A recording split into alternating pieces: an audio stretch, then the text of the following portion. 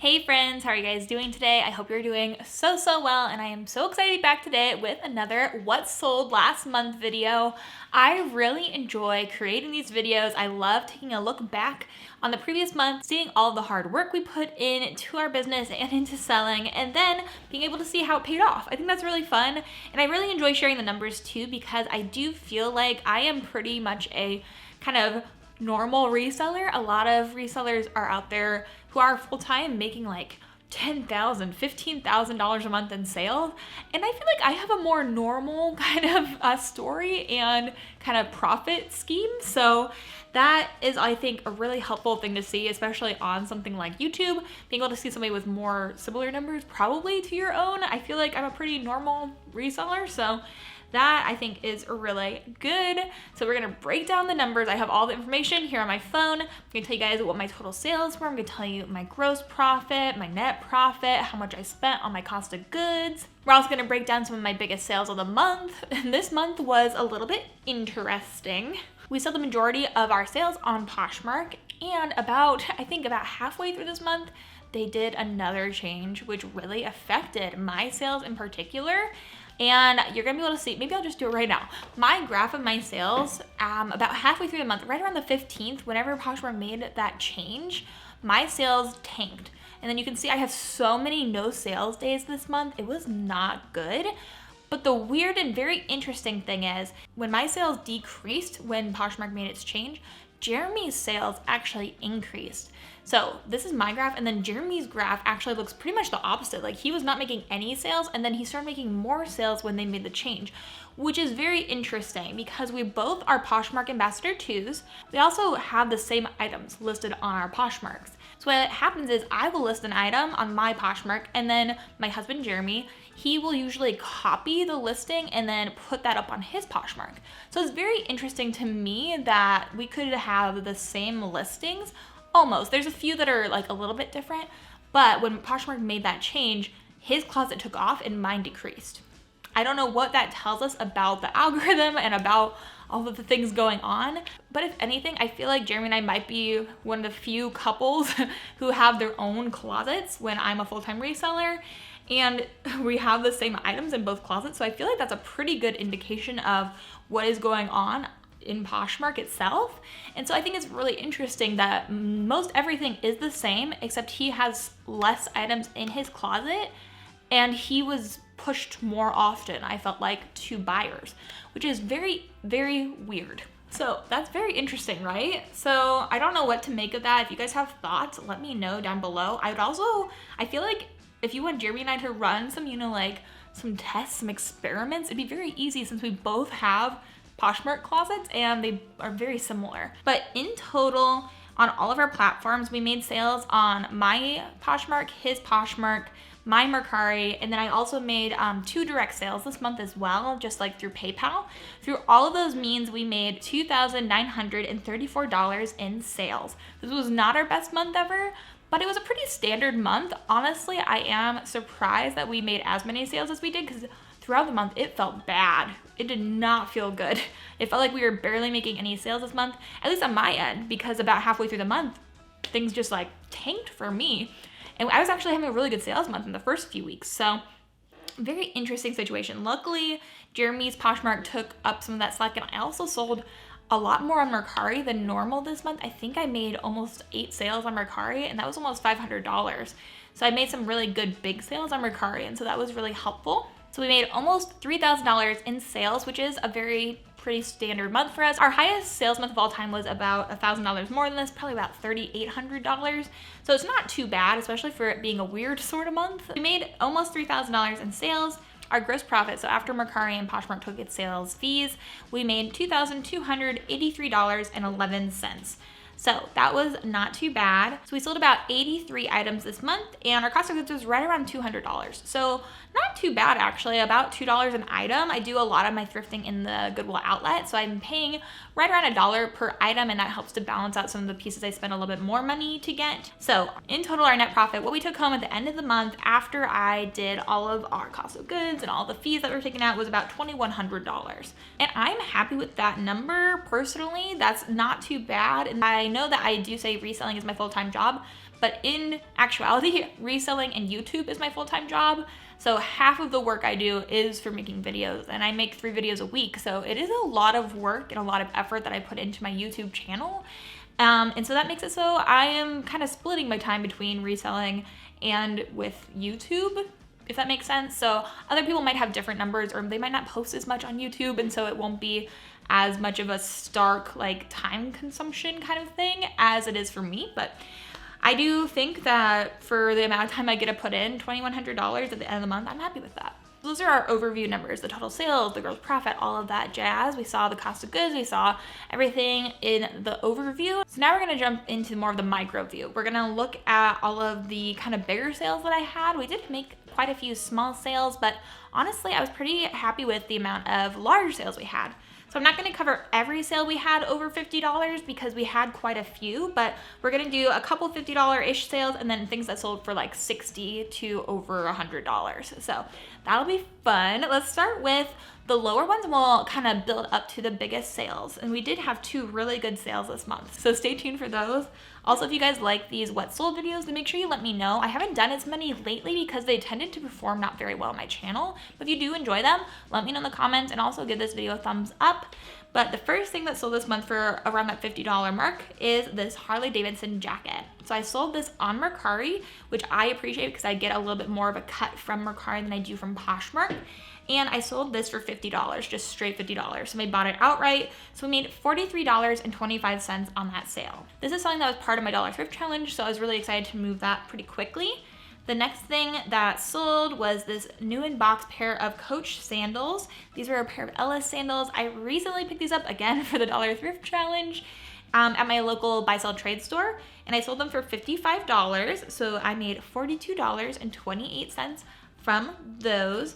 And it's interesting to note this month as well, usually my Poshmark, my Mercari brings in a lot of our sales, but since Jeremy really helped carry us through the end of the month, a lot of these bigger sales are actually on his Poshmark. And because of that, we've also had a few issues this month, but I'll get to that in a second. The next thing that we sold was this new with tags Eileen Fisher silk jacket. I found this in the bins, a new with tags Eileen Fisher jacket, and I had it listed at a really like a bigger amount than $55 for a long time. The picture was terrible. I knew I needed to take a new picture of it, but one of our returning customers offered $55 for it, so we decided to take that offer because we love having returning customers. So from $55, it was a Poshmark sale, so we made $42.28. And then our next thing that sold was a pair of new without tags Madewell jeans. I think these were also part of the dollar thrift challenge, and they sold for $55 on Mercari. So we made $47.60. And you can see the difference right there. I sold something for $55 on Mercari and I made $47.60. I sold the Eileen Fisher jacket on Poshmark for $55. I only made $42.28. So I made $5 more from Mercari than I did from Poshmark because they take less in their fees, which is very interesting. And then the next piece that we sold was this new with tags Eileen Fisher piece. It was a tencel, really nice top. We sold it for $56. We made $43.08 on Poshmark. The lighting is a little bit crazy today. I know that the sun keeps on going in and out from the closet. I'm so sorry. But I think that that's very important too to know. A lot of these big sales are going to be new with tags items, which I honestly doesn't happen to us quite often. But also I have a couple Eileen Fisher pieces that are in my top sales from this month, and a lot of people sleep on Eileen Fisher or don't really feel like it moves for them, but I just find that it does eventually, and usually for good money. So I love picking up Eileen Fisher. And then the next piece is this Revolve Nsf Romper. I got this in the bins and it sold for $60 on Jeremy's Poshmark. The horrible thing about this is the bad side of having 2 different closets and a Mercari. We both sold this item. So he sold this for $60 and I sent it out. I forgot to delete it from my Poshmark, and then I sold it outright on my Poshmark for $80. It was very painful because I'd already sent it out. We'd already sold it. So that's kind of the downside to having more than one closet, is things like that happen. It happened to us twice this month with our biggest sale of the month as well. So we'll get there in a second. But yeah, so we sold it for $60. We also sold it for $80. So I would definitely be on the lookout for NSF pieces. But for the $60 sale, we made $48 from that. And I just had to cancel the other one, which is really sad. Then the next thing that we sold this pair of new with tags, Eloquii jeans. Jeremy sold this on his Poshmark for $63. So we made $48.68. I actually showed those in my Ginger Marvin collab video, and I found those in the bins. So that was a really good sale. For being in the bins, I bought them for about $1. They were new with tags. That was such a great find, and I love selling Eloquii. Then the next thing that sold was a new with tags Lululemon swept along jacket. I got that at my local buy sell trade store, and we sold it for $70. So I made $56 after Poshmark took its fees. So that was a really good sale as well. And that one we had sitting for quite some time. I was kind of shocked that it hadn't sold, but it was a lighter jacket, so maybe it just needed to wait until the springtime to really sell. Not quite sure, but I love picking up Lululemon as well. So sold that one, and then we sold this new without tags Kate Spade purse. It was like this perforated Kate Spade logo all over it. Super cool. We got a 5-star rating on that. We sold it for $75. So we made $60 at the end of the day. So now we're moving up to above $75.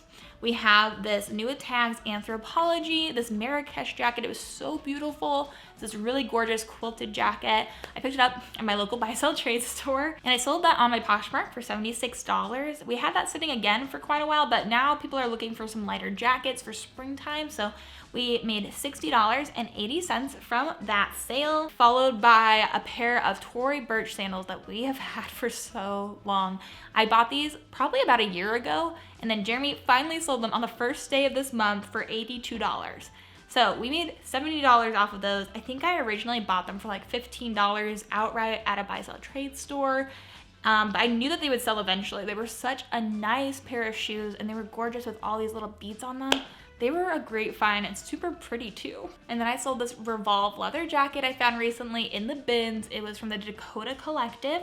I sold it on Mercari for $90. So we made $78.09 from that sale. And that was just such a good find. I had never heard of that brand, but it was such a buttery, soft leather. So I'm glad that I gave it a chance. I'm glad that I looked it up because it did make us quite a bit of money. I picked it up for about $1, so we made $77 just from that one leather jacket. So we have 3 more pieces that were really large sales, our 3 highest sales of the month. All of them sold for over $100.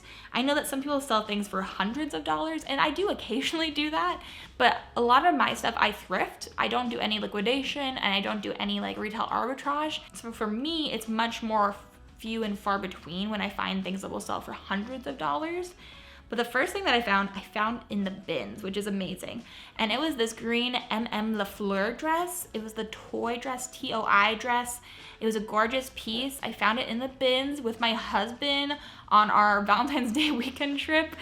I bought it for about $1, and we sold it for $100 on Poshmark. So we made $80, so like $79 of profit on that. Then we sold this Patagonia Nano Air hoodie, like a jacket, as well this month. I sold that on Mercari for $130, which was a great sale. I picked that up at my local buy sell trade store with in-store credit, so nothing out of pocket for me. And I made $112.93 on that piece.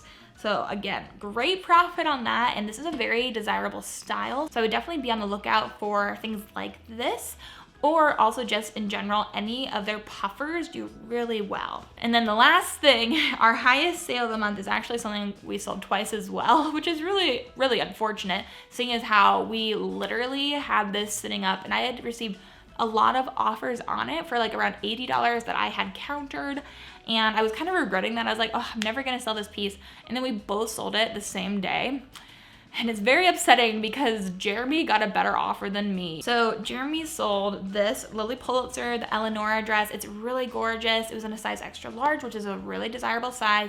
And this is a really desirable style from Lily Pulitzer. And he sold it for $135.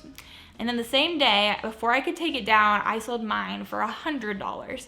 And so I had to cancel a $100 sale, which just hurts your soul, you know? But I'm glad we sold his first so that we could like make a little bit more money. But It still kind of stinks, you know. I had to cancel that and my Revolve piece within like the same day. And I was like, oh my gosh, I hate having 2 closets. We sold it for $135 and we made $108 off of that piece. We sold it on Poshmark, and so we made a little bit less money on that one than we did on the Patagonia piece, which is very interesting, but that's just how it breaks down with Mercari and Poshmark taking their different percentages and different cuts. But those were all of the highest sales that we made this month. I know we also made tons of terrible sales as well, things that I've had sitting for a long time. I sold a lot of different like things for $10 and below as well. It's just that's how it goes when you're a reseller. You make mistakes along the way, you sell things for a small amount, but then you get lucky and you learn and you sell things for a higher amount as well. So it all balances out in the end. But I hope you find this to be an encouragement to you.